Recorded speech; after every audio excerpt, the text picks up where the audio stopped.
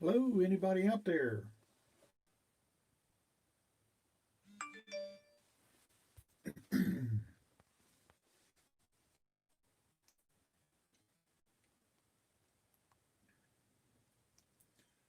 Hello, anybody out there?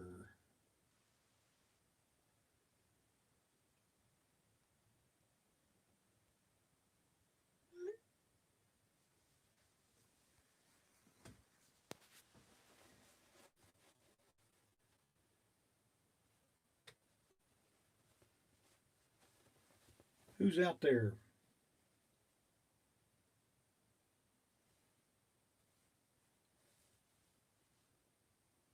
I don't have high expectations for an audience for this live stream, but we're going to give it a try anyway.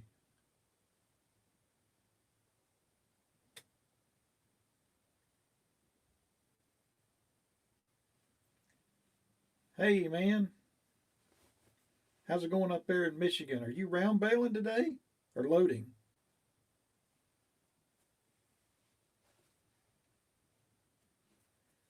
I'm sitting here in the Massey 1105, and okay, we've been doing a lot of bush hogging today, back on the other side of our on the hill where we bale hay, and I probably spent 4 or 5 hours up there today, and my brother he's uh, he's up there mowing right now, but I'm sitting in the 1105. We got a little bit of a breeze. It's kind of overcast, and like I say, I don't have a high expectations for an audience here today, but we're going to conduct this live stream as though there were 100 people on here. So if you're out there, let me know who you are. I saw Michigan Hay Sales, and I think some of my family's on here. And just thought I'd talk a little bit about my Massey Ferguson 1105. We bought this thing a couple of years ago, and this tractor has 4,844 hours on it. Y'all can keep the snow. And this has just been a really good.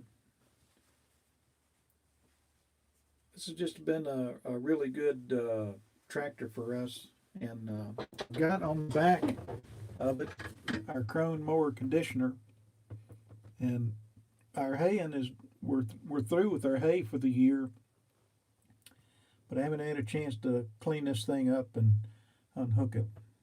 And what I'm gonna do is I'm just gonna chit chat for a while, and I got some. This is not gonna be a deal where we just stare at the windshield and I talk. Uh, and I hope I get 10,000 hours out of this tractor. I'll be not like 90 years old, than we no more hours than we put on this thing. And but it's really got the power to drive the Krone. And this year we put the 348 baler on it for the most part, and it was nice. I had some work done on this tractor, had the injectors rebuilt, and while we were in the shop with it, I had them go through the air conditioning to replace the compressor. I think it had a Delco AC Delco compressor, and they replaced that with I forget the name of it now. In any event, he basically has a new air conditioning system, and so when we're baling with the 348, uh, it's it's really cool. And the one thing I haven't had a chance to try is the heat. It's over here, but as you can see, the bush hog out there in front of me, it's a 5 foot bush hog, and obviously we need a bigger bush hog than that. But we really hadn't had a tractor to drive it until we bought this Massey. So I'm hoping maybe next year we might get a 15-foot batwing. Thought I'd talk a little bit about some of the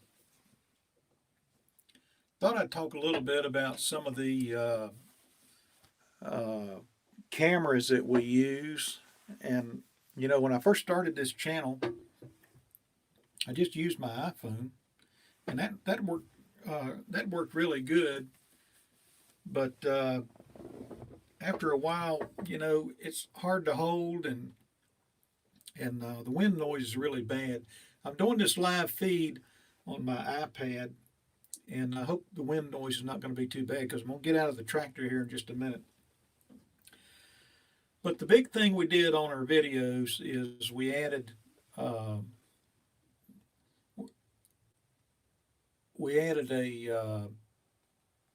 Osmo DJI Osmo Action, and I actually got the recommendation from Andy Detweiler, the Harmless Farmer. I'm made a comment on one of his videos. With regards to my John Deere being light on the baler, it actually works pretty good with the 348 and the kicker wagons on level ground. Obviously we're not going to put it on a hill, but it doesn't get hot. It doesn't run into the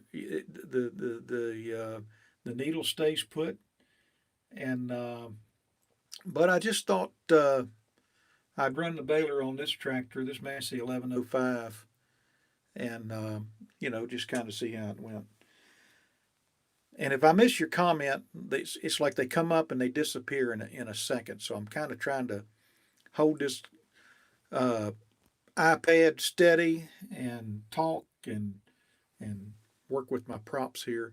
But I highly recommend the Osmo Action. It's got a forward-facing camera and a rear-facing camera, and the forward-facing camera is right handy when you're setting it up.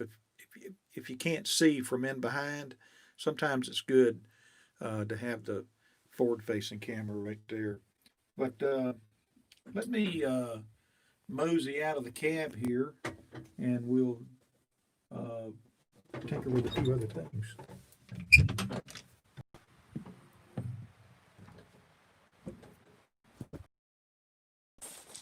This tractor, when I bought it, it had dual wheels on it, and I sold the duals, and I had the dealer. I bought this thing from Rudolph Brother Implements out in Boonville, Indiana. I think that they moved their location a little bit now, but I had them set the wheels because of our heels.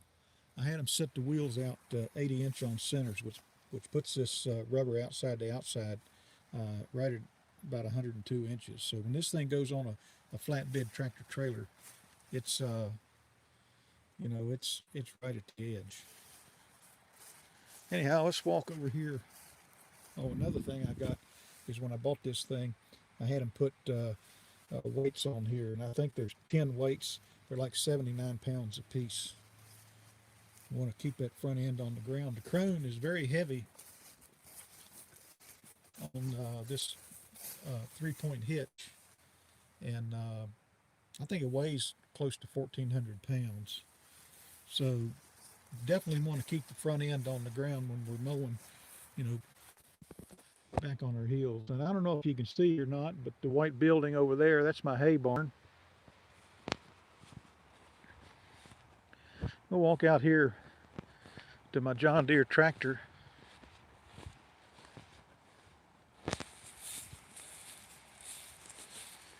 And I want to have a video on bush hogging, but this old bush hog came with my Massey Ferguson 50 when I bought it years ago, and it was all to pieces. The gearbox was kind of wobbling, maybe being held on by one bolt. And my brother is a really good welder and a metal fabricator, and he just kind of took it on himself to rebuild this thing, and you know, we've been using this thing for years and years and years. And when I say used, it's used and abused. And a lot of what I was mowing today was autumn olives. And you can see the autumn olive sprigs right here. And some of the debris on front of the some of the debris on the front of the tractor, you know.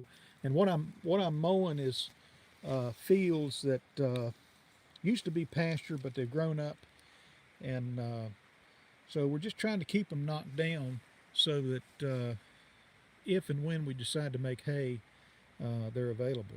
And this is my John Deere 5055D, and it's been a great tractor.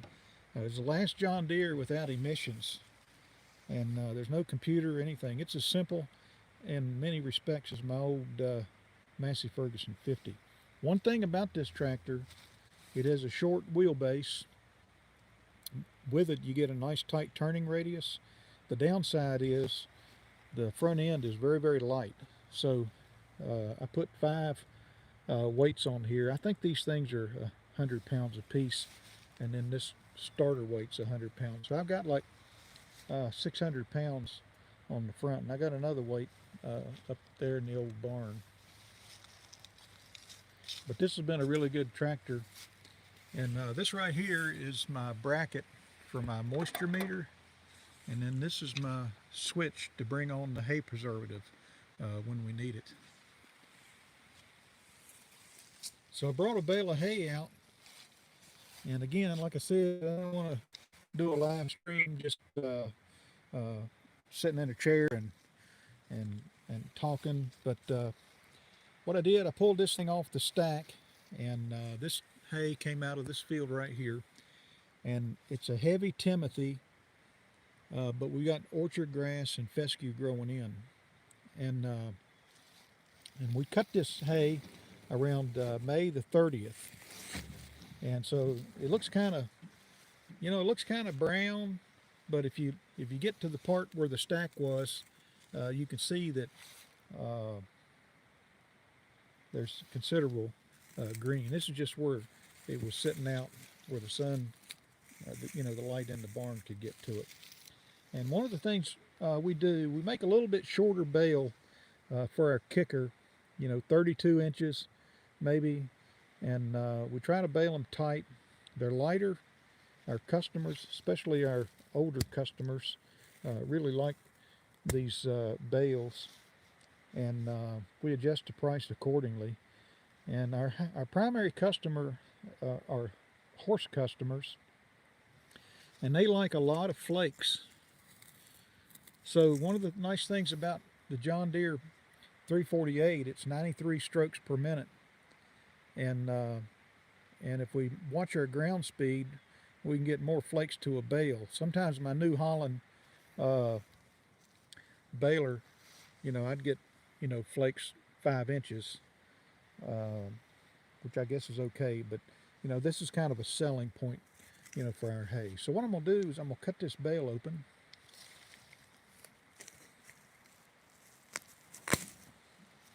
And again, if I'm missing your comments, it's because they come up for like a second and then they go away. Our twine we use is it's plastic. We used to use sisal twine. The twine is plastic. It's 9600 with a knot strength of 210, and this stuff does not break. We do not have broken bales when they go through the air and land. It just doesn't happen. So here's a flake of hay, and you can see no dust. It's just really nice hay. Now the Timothy, when we cut this is a Climax Timothy, and the head on Climax typically comes in later. But we had so much rain. That we just had like a 4-day window to get hay up, and I took a chance, and I took vacation, and I have a day job. Took vacation, and we cut everything we had, and some of the Claire Timothy that I have in another field. The Timothy head was there, but it hadn't quite come in here. And you can see some of the orchard grass in here that matures beforehand. But this is really soft hay. The Timothy heads, every now and then you'll see one, but I cut it kind of early for Timothy. But right after we cut it, it started raining again. So it was good that we cut when we did. And so that's kind of a little sample of our hay. And I can't remember the brand name of this twine. A friend of mine, he and I go in together and buy it. I'll have to look that up. I'm going to do a video on twine at some point, but the 210 knot strength is just a little more expensive, but not much. And I want to walk over here to this old hay wagon, and then I'll come back over here to the tractor. You know, we tried New Holland sisal and had pretty good luck with it, and then the dealers just around here seemed like they couldn't get it, and then when they did, you know, they're like crazy high with the price. This is a wagon that we're going to reinforce the uprights. It's really not in very good shape.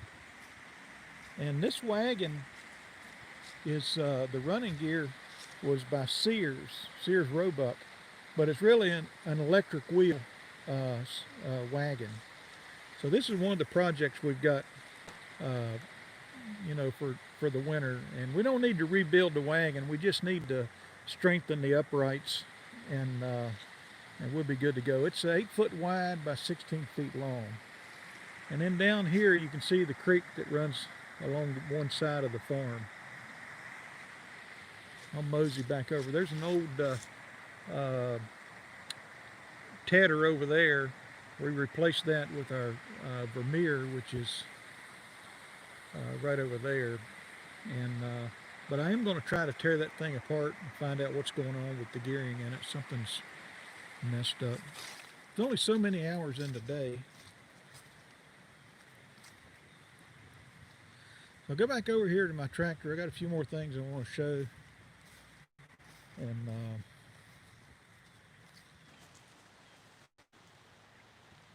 luckily the wind's not blowing. I was afraid there would be a lot of wind noise on this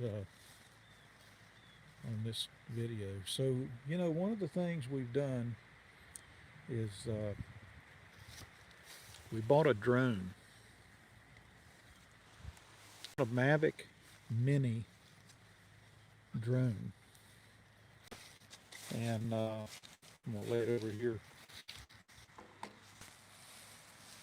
And we're going to try to take a few videos and put them on our website. What we're working on right now is because our YouTube channel is monetized, we need to get our FAA Part 107 certificate. And it's not that the FAA does not appear to be going after people for monetizing videos on YouTube.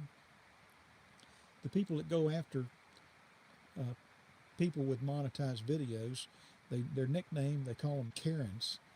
And all these people that, I guess they were hall monitors when they were kids, and or wannabe hall monitors, but they feel like they need to turn somebody in, and you know, if the FAA gets a report, then they'll investigate it. So this is a Mavic Mini.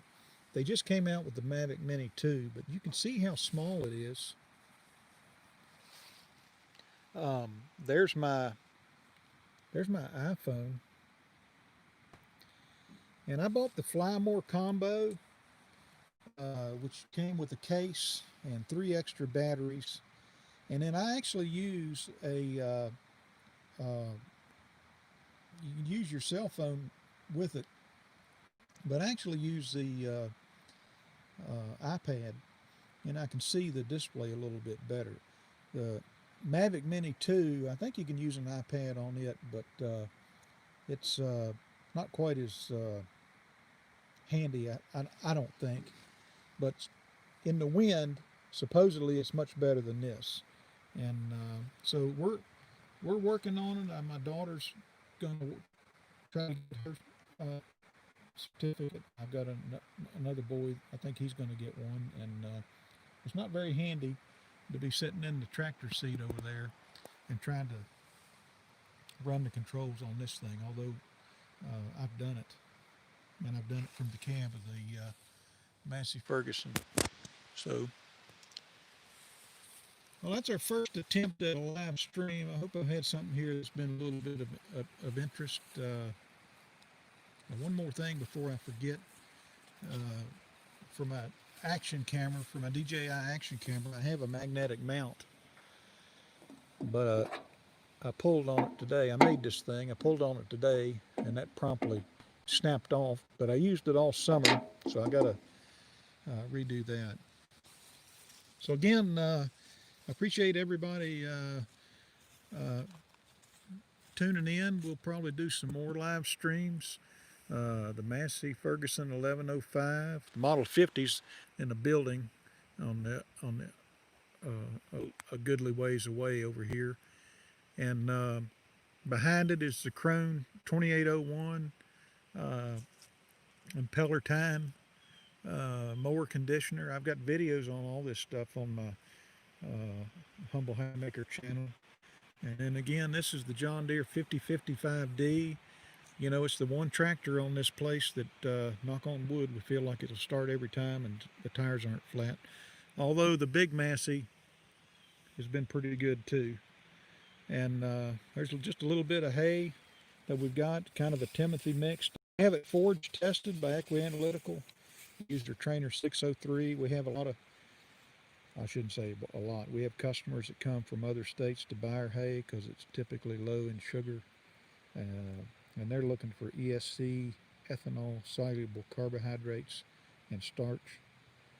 And then there's our Mavic Mini. So I'm not sure when we're going to take our test. We're hoping to kind of bone up over the Thanksgiving weekend. I've got some videos I'm hoping to push out over Thanksgiving. May probably be one on Wednesday. And but I appreciate you watching, and you know, hit the like button. Feel free to comment. And you know, from the Humble Haymaker family farm, we'll talk to you later.